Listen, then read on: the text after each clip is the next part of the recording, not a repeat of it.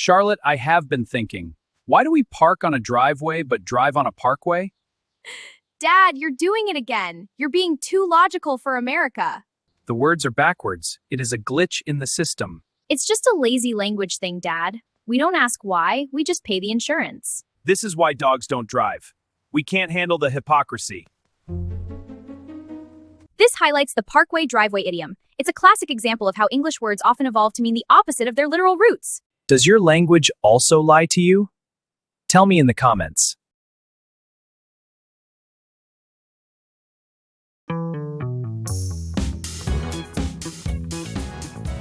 We grow up thinking language is this solid, unshakable thing. Yeah, completely. Like a rock is a rock, a tree is a tree. Right.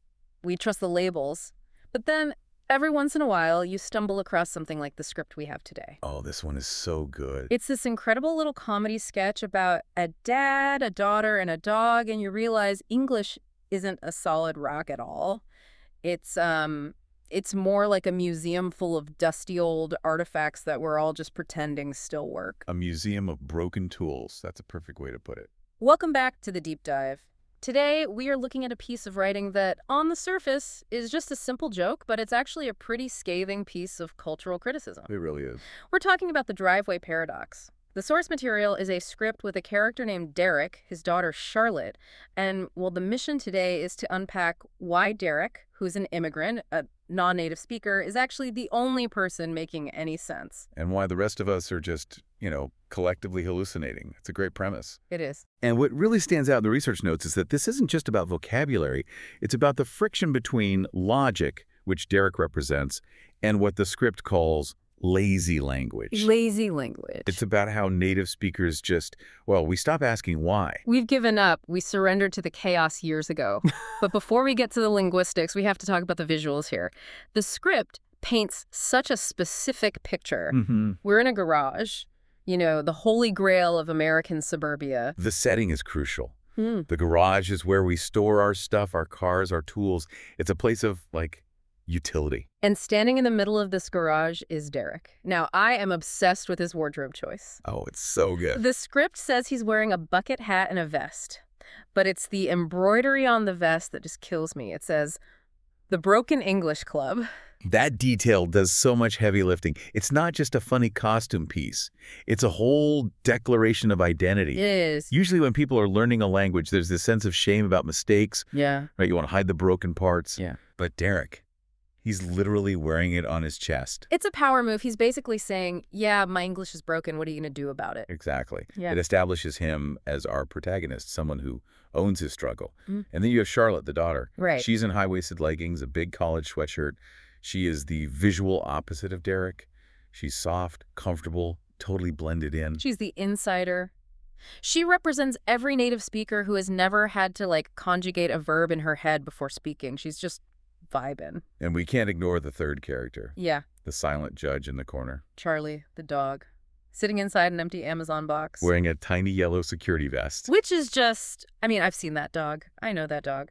It immediately sets the tone that this is a slightly absurd universe we're stepping into. Totally. So the scene is set. Derek is looking at the car, and he drops the hammer. Yeah. He points at the vehicle and asks Charlotte a question that is so simple, it's actually devastating. It's the kind of question a child asks. Or a genius. He says very slowly, "Charlotte, I have been thinking, why do we park on a driveway, but drive on a parkway?" And there it is. The glitch in the matrix. It just stops you cold.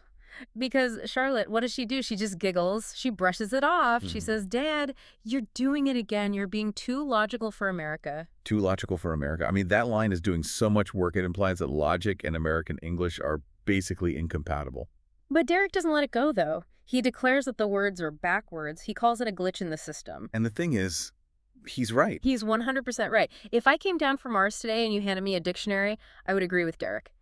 Drive implies motion.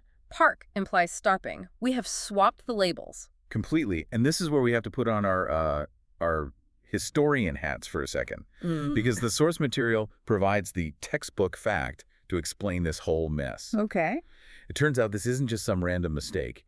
These are what linguists call fossilized terms. Fossils. I like that. So we're digging up dinosaur bones in the driveway. Essentially, yes.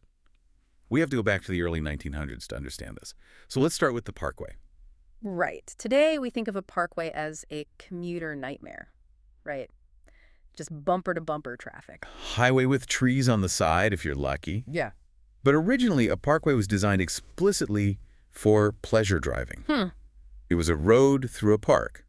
The whole point was to keep the car in motion and enjoy the scenery. You went there to drive. So the label parkway was actually accurate. It was a way through a park where you drive. Correct. Now look at the driveway. In the era of these great estates and early automobiles, the house was often set way back from the public road. Okay. So you needed a long private lane to get from the street to your front door. Okay, so you're in your Model T, you turn off the main road. And you literally drive a considerable distance up that private lane to reach the house. It was a way for driving onto the property. So both terms made perfect sense in, 1920? They were logically consistent. But then, of course, culture shifted. Suburbs exploded. Land got expensive. Houses moved closer to the street. Right. That long, winding private road shrank down to a 20-foot slab of concrete. And since we didn't have stables or these massive garages anymore, that slab just became the storage spot. Exactly.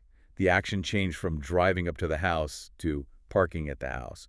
But we never updated the word. We kept calling it a driveway even though it became a parkway. And meanwhile, the actual parkways became commuter routes where we just sit in traffic. So the usage completely flipped, but the language stayed frozen. It's a classic case of what you called semantic drift. The behavior evolved, the vocabulary didn't.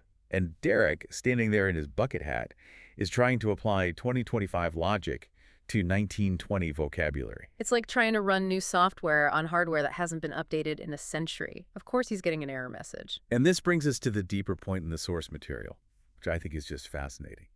It talks about the cultural gap. This isn't just about traffic laws. It's about how different cultures expect language to function.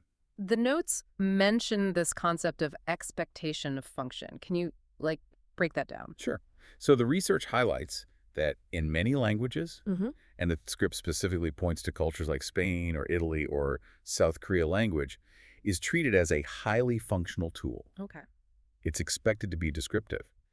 If a label says fire exit, it means there is a fire exit. The word serves the reality. So there's a contract there. The word promises something, and the reality is supposed to deliver on it. Precisely. So when someone from that kind of background comes to English, they are looking for that same consistency. They're using language to be efficient. To communicate clearly. Exactly. So when they hit a phrase like driveway, where the word actively contradicts the reality, it causes what the script calls logical friction. Logical friction? That sounds painful. It is mental taxing. Imagine every time you picked up a hammer, Yeah. you had to remember that it's actually a screwdriver. That's what navigating English can feel like for Derek. He's doing the math correctly. Drive plus way should equal driving, but the result is just wrong. And Charlotte's reaction, that little giggle, that's the native speaker privilege, isn't it? Totally. She doesn't feel the friction because she's not using logic, she's just using memory. She's running on autopilot. But for the immigrant, that friction leads to something else the source material brings up, which is social anxiety. Yeah, let's talk about that. Because it's funny in the script, but in real life, it's terrifying. That fear that you're missing the code. It's the fear that everyone else is in on a joke that you just don't get. Yeah. If driveway doesn't mean drive, then what does friend mean? What does soon mean? Right. It creates this low-level paranoia that you are constantly on the verge of making a social mistake. You're walking through a minefield, and the map you were given is from 1920. And that's why Charlotte's defense is so perfect and also so infuriating. She tells him, it's just a lazy language thing. We don't ask why, we just pay the insurance. Just pay the insurance. That is such a cynical, brilliant line. It's basically the American motto for English. It is. It means, don't question the system. The system is broken. We know it's broken, but it's too expensive to fix. So just pay the cost of admission and move on. It's admitting that the language is a liability, but we're all just carrying coverage for it. Exactly. We prioritize speed and, well, vibes over precision. Speaking of vibes, the source material pivots here to another example of this lazy language that creates a huge trap for learners. And this one is personal for me because I see it happen all the time. Oh, I know where you're going. The pro tip section talks about the greeting, how's it going? The ultimate trap. To a logical mind like Derek's, that is a specific question, is an inquiry. How? Okay. Is it going, it's asking for a status report on your life. Right. It sounds like a medical or an operational question. Please report on your current condition. So if you are logically consistent, you answer it. You say, well, the car's making a weird noise, I have a dentist appointment I'm dreading, and honestly, I'm a little tired. And the moment you do that, you see the panic in the other person's eyes. You failed the test. You have. Because in English, how's it going is not a question. It is a phatic expression. Phatic expression. That's a great term. What does that actually mean? Phatic communication is language that looks like it's asking for information, but its real function is just social bonding. Oh. It's a signal. It's a verbal handshake. It just means, I acknowledge you are here and I am not a threat. It's like a bird chirp. Exactly. The content doesn't matter. The only correct answer is good you. If you actually answer the question with data, you are breaking the social contract. But that's so unfair. We are literally asking a question we don't want the answer to. We are lying.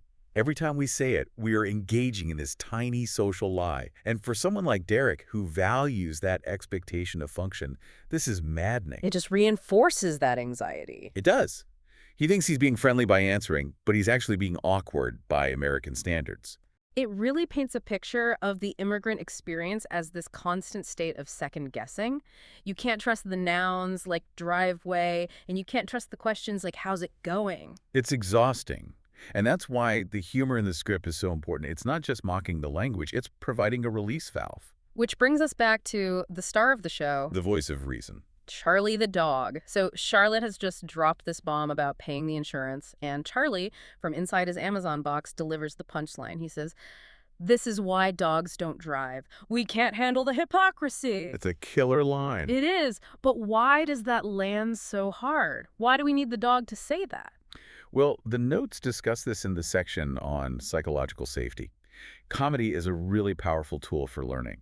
When you show a character like Derek, who's a father, an authority figure, a smart guy struggling with this, it validates the struggle for the audience. It tells you, the listener, hey, if you're confused, it's not because you're stupid, it's because the system is hypocritical. Exactly. It shifts the blame. It's not your English that's broken. It's English that's broken. And hearing the dog call it hypocrisy, that names the problem. Right. It turns a source of shame making a mistake into a shared joke. It invites you into the club. The Broken English Club isn't a place for bad speakers, it's a place for people who see the truth. That's a beautiful way to put it.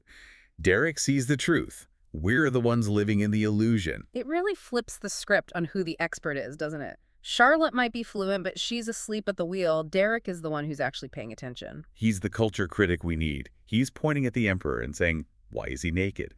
Or in this case, why is he parking on the driveway? So we've covered the history of these fossilized words, the cultural friction, the social traps. When you zoom out, what is the big takeaway here? What are we supposed to do with this? I think the lesson is to embrace the glitches. If you're a learner, stop trying to find the logic in every single corner of English, because often there isn't any. It's a history lesson, not a math problem. And if you're a native speaker, have a little empathy. Realize that the code you're running is full of bugs. When someone looks at you confused because you asked how's it going, recognize that you are the one being illogical, not them. That's a great perspective shift. The script wraps up with a call to action that I think will stick with me for a long time. Oh, yeah. Derek turns to the camera, breaks the fourth wall, and asks, does your language also lie to you? It's such a provocative way to end. We usually think of language as a vehicle for truth, but Derek is suggesting that it can be an active deceiver. It gaslights us. It tells us we are driving when we are parking. It tells us we care how someone is doing when we really just want to get our coffee. It frames our reality, and sometimes that frame is crooked. So that's the homework for everyone listening today. I want you to walk through your world with your ears open, channel your inner Derek. Put on the bucket hat of curiosity. Yes! Spot the fossils. Look for the words that are lying to you. Are you dialing a phone even though there's no dial? Are you taping a video even though there's no tape? Oh, there are so many. It's a total minefield. It really is. But as we learned from Charlotte, don't let it ruin your day. No. Don't overthink it. Just pay the insurance. Keep driving. Or parking, whichever one it is. Thanks for diving in with us. We'll see you in the next glitch.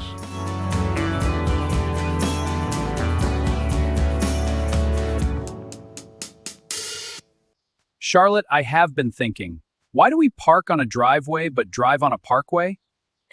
Dad, you're doing it again. You're being too logical for America. The words are backwards. It is a glitch in the system. It's just a lazy language thing, Dad. We don't ask why, we just pay the insurance. This is why dogs don't drive. We can't handle the hypocrisy.